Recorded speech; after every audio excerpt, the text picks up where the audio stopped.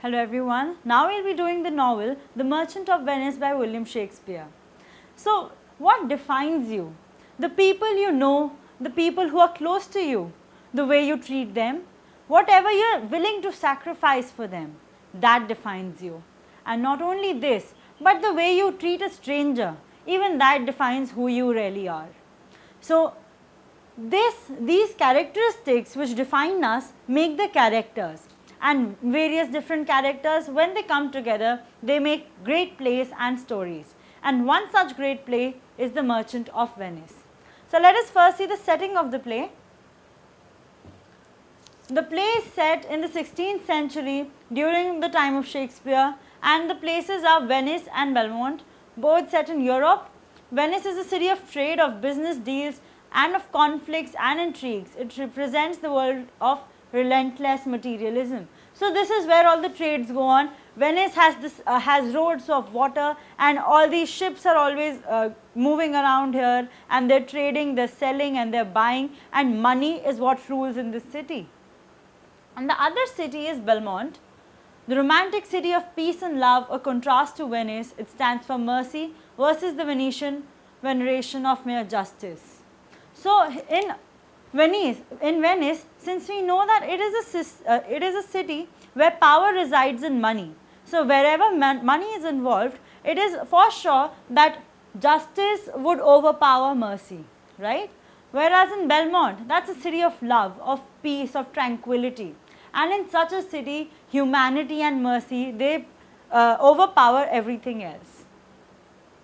Now, let us have a quick plot breakdown, okay. So, basically the entire novel is broken down into 4 plots. Firstly is the deal between Antonio and Shylock about a pound of flesh, which we will be discussing further. Second is the love between Portia and Bassanio. Next, the elopement of Jessica with Lorenzo. Jessica is Shylock's daughter. A trick Portia plays on Bassanio to test his love for her. So, this is when her ring comes into the picture. So, these are the major 4 plots that make the whole play, right. Next, we move on to the stages of the play.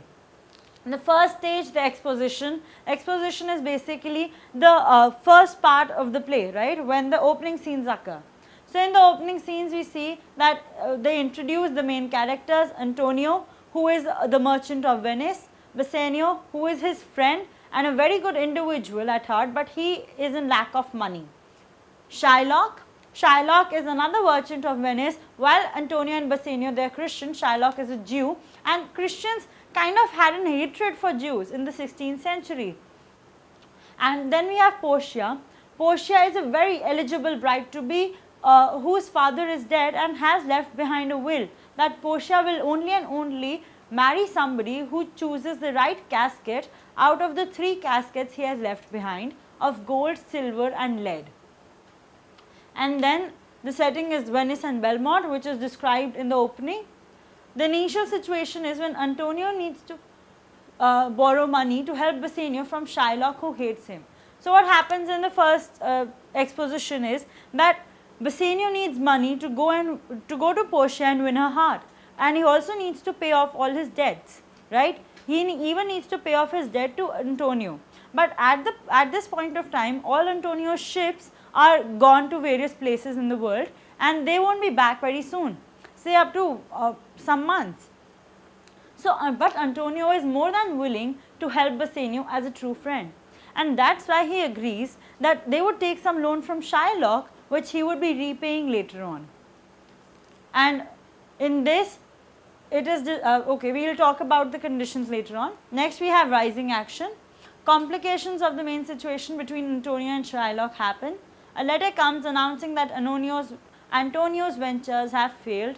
Shylock becomes more enraged when Jessica runs away with his money, which adds to his anger. He becomes more determined on having his bond or to the letter of the law. So, now what happens is that all Antonio's ships, as is told to him, that his ventures have failed, all his ships have sunk or been captured or something else has happened to them. So, that means that he won't be able to pay Shylock's money. And the deal was that if he is not able to pay Shylock's money back, then he would have to give him a pound of his flesh, right? So now the complication has occurred, and at the very same time, Shylock's daughter Jessica, she runs away with Lorenzo, who is another person related to Antonio and Bassanio, right? So she runs away with him. So obviously, if your daughter runs away from your house, you would be very angered, and in that rage, he is not willing to even consider mercy. All he wants is his pound of flesh. Next, the climax. In the trial scene is when they all go before the judge. It seems that nothing can save Antonio from Shylock's knife, because even the judge tries a lot to coax Shylock that have some mercy, take the money instead. Bassanio comes back after winning Portia's hand, after he has chosen the right casket, that of lead, and then he has come back with this money to help Antonio.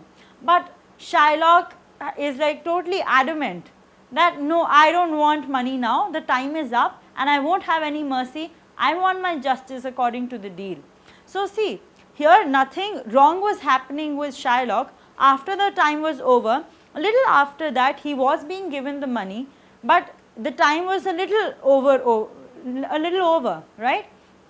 So at that time he could have taken the money and let the matter go, but he was so enraged that in his anger he did not see that his profit, rather he just wanted revenge from Antonio, from having misunderstood him and having called him names and giving him taunts for over the years for being a Jew. Next we have falling action. Shylock cannot have his bond. He is ordered to convert to Christianity and leave his possessions to his daughter Jessica and Lorenzo.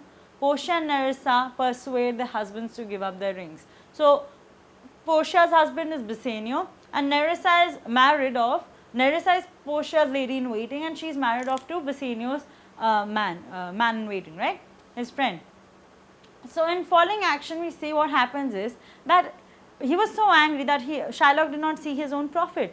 So what happens, this young man who is actually Portia in disguise, so they, and Nerissa as well with her, they come disguised in the court, and and then what they do is they ask Shylock that, okay, you want a pound of flesh, you will get it, because that's your justice, but no blood should be shed, because in your deal you just mentioned 1 pound of flesh, and the flesh that you weigh should be exactly 1 pound, else you will have to forfeit, right?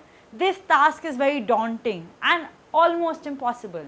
So that's why Shylock could not have his bond, and rather he had to convert to Christianity and also give all his possessions to Jessica, his daughter, and her husband Lorenzo. Next is the denouement. Finally, all lovers gather safely in Belmont. Portia and Nerissa forgive Bassanio and Gratiano. Gratiano is Nerissa's husband. After teasing them, Antonio's ships safely return. So now we see here, before Bassanio actually left to save Antonio, Portia and Nerissa each had given their husbands respectively a ring, right, to prove their love. But when Portia and Nerissa came disguised there in the court and saved Antonio, out of respect and out of admiration, they asked for their gifts from Bassanio and Gratiano respectively, and asked for their rings.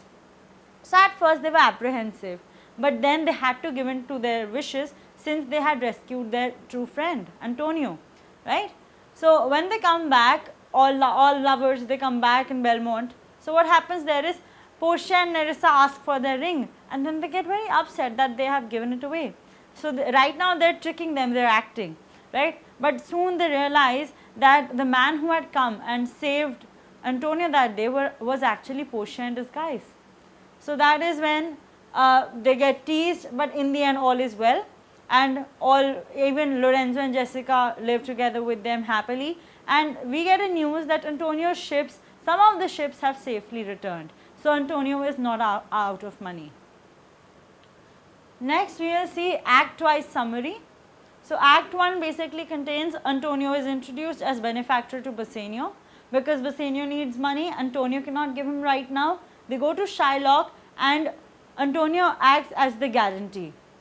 Portia's test for suitors. Various suitors come for Portia, but some pick the gold casket, some pick the silver casket. We will be talking about the caskets as well soon in the chapter.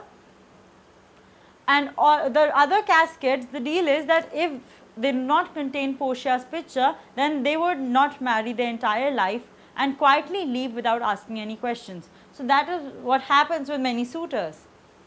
Next, the loan deal between Antonia and Shylock. So there are 3 S's, okay, you can remember it this way, there are 3 S's. 3,000 ducats had to be paid in 3 months, otherwise a pound of flesh